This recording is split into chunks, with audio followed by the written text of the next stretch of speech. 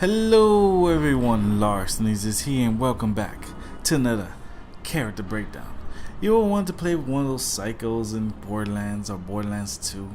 You want to live in the scraps in a junkyard with chemical waste. Unfortunately, you never got a chance to because they were bad. But in Paragon, they give you a character who kind of fits the description. Today we're going to be bringing down Drongo. We're going to see his moves, what kind of cards you can put on a guy, and see if he fits this Paragon universe.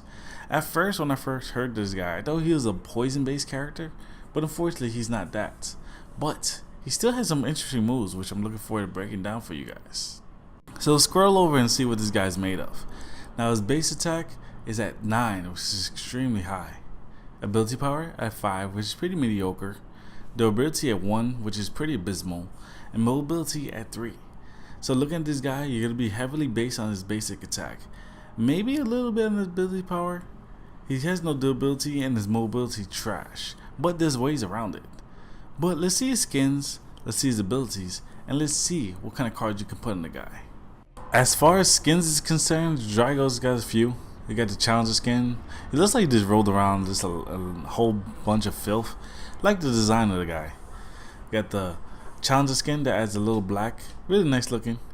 Got the Rival skin that adds a little dash of purple, which actually looks really good on him. I actually like this skin a lot. And then got the Master skin that looks really unique on him and actually goes really well with his skin, with all his skins. Now then we have the other skin, the Savager Drongo skin. Not a big fan of this one. He looks like one of those people you see in Ghost Recon and Call of Duty's NPCs they shoot down a lot. He looks like one of them, but looks okay. But not a big fan of this one. But let's just see his abilities. Now, so we got pistol shot that does 55 damage, base attack. We have your old Rusty. This is a boomerang that does around 50 ability damage, and actually does the same amount of damage going back and slows down enemies. Very, very good. Good for clearing out minions and hitting people and slowing them down. Gag grenade does no damage, but what it does do is leave the field, and anyone inside the field will be silenced for 3 seconds, which is really, really good. We got rad rounds that he loads up 3 radiation bullets, and if he shoots them with all 3, he'll do around a base amount of basic damage. If he shoots them only for few, they'll blow up at a certain amount of time. These rounds right here are very, very powerful, and one of the main abilities you can do. And then you got your strap-on cannon. Drongo uses his rocket launcher, shoots it really quickly, and it's so powerful it actually shoots him back with the enemy as well. This is a good way to maneuver your way around and escape certain situations depending on how the fight goes. But let's just see how he does. As far as cards can concern, the recommended attributes is Death and Chaos. I do see people using Growth and maybe Order depending on how you want to play with the guy. But you want to be really aggressive, and Death gives you like some advantages with your maneuverability as well. But like I said, I'm going to show you a deck based on Death and Chaos, but I definitely see people with Growth, and then maybe Order, but definitely Growth and Chaos I see, and maybe Growth and Death. But like I said, just remember, keep in mind, this is on your playstyle. But I'm just going to show you if you decide to do the recommended build, which is going to be Death and Chaos. So when you go and pick your cards, you want to pick cards that have a ability, has agility, and maybe vitality. Now you could do also cards that give you intellect if you want. I personally just decided to do vitality and agility, so that way he can have kind of like some health and just have a crazy amount of attack speed and attack power. That's your main focus right there. You want to get cards that give you a crazy amount of power and a crazy amount of attack speed, as well as give you bonuses for critical shots and maybe something just to hold off the enemy lines. But like I said, you're going to be really focusing on agility before anything else. So just put all your points in agility and just try your best not to die so much. And keep in mind, his health, even no matter how much vitality you put, it's going to be kind of garbage.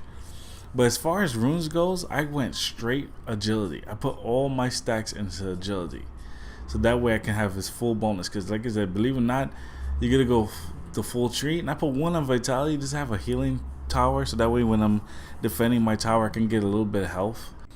Alright, so if you decide to go the full agility like me, You want to go for killing blows so that way you get more money for killing minions. Fast travel, so when you're not in combat, you can have a little bit of mobility boost so that way you can run a little faster and chase down enemies. Multi-shot is just a must for this guy, so that way you can just deal more damage and fire additional projectiles towards their way. Basic piercing, so that way you can pierce through enemy basic armor. Very, very helpful. And definitely critical hit. Like I said, if you focus on cards that give you attack speed, these two last abilities will come up a lot more, because when you're shooting so fast, you just pierce armor and you do a hell of a lot more damage. But obviously, seeing is believing. But first, let's just see all his moves and then let's get to it. Like I said, he's not that flashy, but it's pretty interesting. So this is basic attack. This is a boomerang, very quick, easy to miss. This is his tear gas grenade that slimes enemies, and here's his ultimate that shoots them back. But like I said, enjoy the show, and this guy is a beast.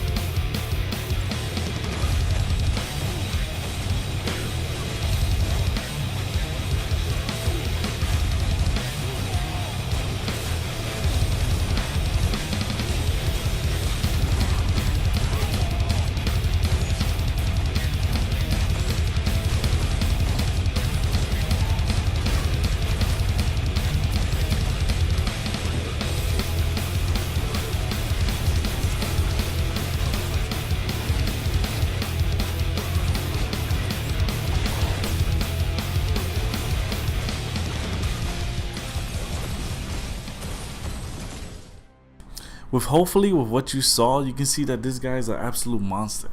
With attack speed and power, he can melt down minions and heroes alike. On one, he's really hard to fight, because due to the fact that his tear gas grenade silences you, so you can't do certain abilities even if you want to. Old Rusty slows you down and does actually a pretty decent amount of damage, and his ultimate sends you flying backwards as well as him, so that way he can actually separate the distance just in case it gets a little too crazy. And as far as one of his best moves, his rad rounds, his irradiating bullets do a lot of damage over time. So when you think it's over, the damage comes up, and then next thing you know, you're dead, or you have to run for your life. And by the time you run, it's already too late. I said, with the deck you build, with the deck I build, you could be mowing down enemies and heroes alike. And in team battles, you're just gonna be unrivaled. You just gotta be careful of your health, due to the fact that his health is not the strongest aspect of him, and it's more of damage and damage over time. You can steal people's kills, and on top of that, just melt people's health away. And like I said, he's a lot of fun to use. This is difficult because his ultimate is not the most powerful, and on top of that, it just has a very short range, but it's very powerful if you know how to use it. As well as his tear gas grenade, because it doesn't show you gotta kind of like lob it like a real grenade, so you kind of miss a little bit. But like I said, he's a lot of fun to use, and once you master him, he's a hard person to stop. But I hope you guys enjoyed what you see. If you did, hit the like button, subscribe to see more character breakdowns, share with friends so that way they can see how much time, and if they want to get the game, it's free to play. And don't forget to comment below to let me know what you guys think. Well, till then guys, I'll see you next time.